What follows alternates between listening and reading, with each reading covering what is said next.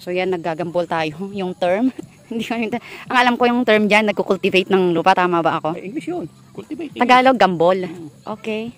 Hindi ko naging gambler. Ayan, dati, kung natatandaan nyo guys, last year, puro kalamansi ito, diba? Eh, merong mabait na kapitbahay na pinapasok ang kanyang mga kambing, sinaktan ng namatay. Pero, nakasurvive eh, nabuhay sila ulit eh. Yung mga kalabasa natin, nagagambol na daw, kukultivate. Ayan yung iba oh. Survive siya. Tingnan nyo oh, tuyo to diba? Ayan. So, ang dami. Kaya, ito gabi na, nandito pa kami kasi hinahanap ko yung mga puno na tuyo na tinatanggal ko yung mga sanga-sanga para tumubo pa. Ayan, tumigil na muna gabi na. Oo, sabi ni nanay, pengi daw ng papaya. Babagoongin niya. 3 siguro, tayo din. Yan. Madami pa. Bukas ng umaga dito naman sila, pababa naman dun. Ito, hanggang doon naman. Hanggang doon. Doon.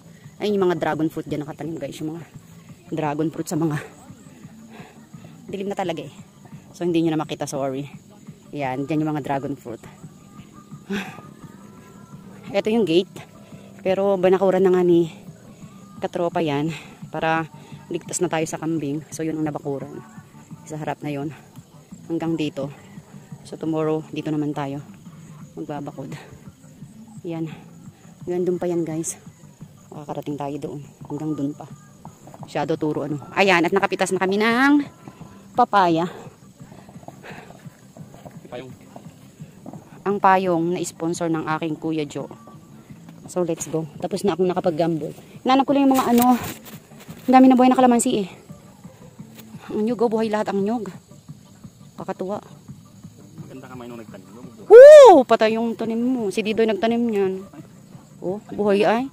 Nakapalibot yan guys. So meron na yung mga 40 puno ng nyug. Magdadagdag kami bukas ng 100. Doon sa baba namin ilalagay.